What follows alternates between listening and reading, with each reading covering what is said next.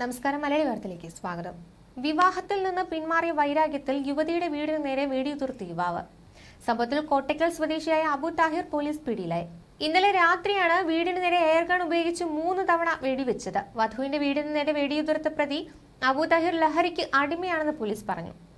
ആക്രമണം നടത്തുമ്പോൾ അബു താഹിർ ലഹരി ഉപയോഗിച്ചിരുന്നുവെന്നും വീട്ടിലുണ്ടായിരുന്നവർ കിടക്കുകയായിരുന്നതിനാലാണ് അപകടം ഒഴിവായതെന്നും പോലീസ് പറഞ്ഞു. ആളുകൾ ഉണർന്നിരുന്നുവെങ്കിൽ മരണം വരെ സംഭവിക്കാമായിരുന്നു. പ്രതിയുടെ കൈവശമുണ്ടായിരുന്ന എയർഗൺ പോലീസ് കസ്റ്റഡിയിലെടുത്തു. നിലവിൽ കോട്ടയ്ക്കൽ പോലീസ് കസ്റ്റഡിയിലാണ് പ്രതി. അബു താഹിറിന്റെ ലഹരി ഉപയോഗമാണ് വിവാഹബന്ധം വേർപിരിയാനുള്ള കാരണം. ലഹരിയിലായിരുന്ന അബു താഹിർ വീടിന് മുന്നിൽ വന്ന് 3 റൗണ്ട് വെടിയുതിർക്കുകയായിരുന്നു. വെടിവയ്പിൽ വീടിന്റെ ജനാലകൾ തകർന്നു. അബു താഹിറുമായുള്ള നിക്കാഹിന് ശേഷമാണ് വധു പിന്മാറിയതെന്നാണ് പുറത്തുവരുന്ന വിവരങ്ങൾ. 1 വർഷം മുമ്പാണ് കോട്ടയ്ക്കൽ അരിച്ചോൾ സ്വദേശിനിയുമായി പ്രതിയുടെ നിക്കാഹ് നടന്നത്. എന്നാൽ പ്രതി ലഹരി മരുന്നിന് അടിമയാണെന്ന് ചൂണ്ടിക്കാട്ടി പെൺകുട്ടിയുടെ കുടുംബം വിവാഹത്തിൽ നിന്ന് പിന്മാറി. ഇതിലുള്ള വിദ്വേഷമാണ് പ്രതിയെ പ്രകോപിപ്പിച്ചത്. 1 മാസം മുമ്പ് തന്നെ ആയുധം വാങ്ങി പരിശീലനം നടത്തിയ ശേഷമായിരുന്നു പ്രതിയുടെ ആക്രമണം.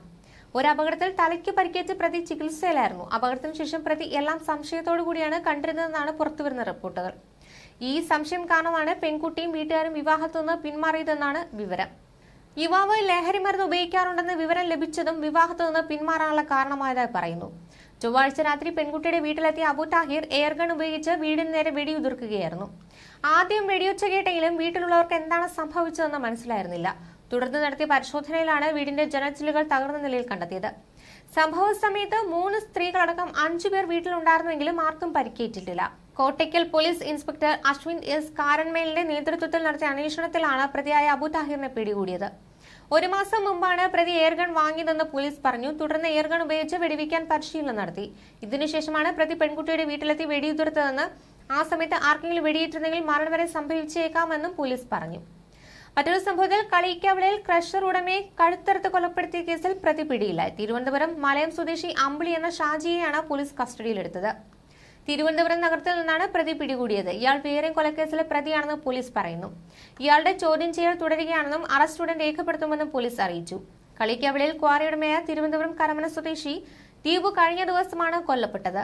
കളിക്കവള പോലീസ് സ്റ്റേഷന് 200 മീറ്റർ അകലെ കാറിനുള്ളിൽ കഴുത്തറുത്ത നിലയിലാണ് ദീപുവിന്റെ മൃതദേഹം കണ്ടെത്തിയത്.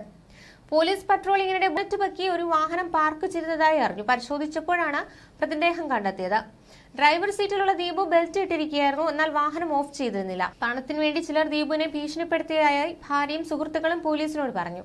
പണത്തിനു വേണ്ടിയുള്ള കൊലപാതകമാണിതെന്നാണ് പോലീസിന്റെ പ്രാഥമിക നിഗമനം. ന്യൂസ് ഡെസ്ക് മലയാളി വാർത്ത.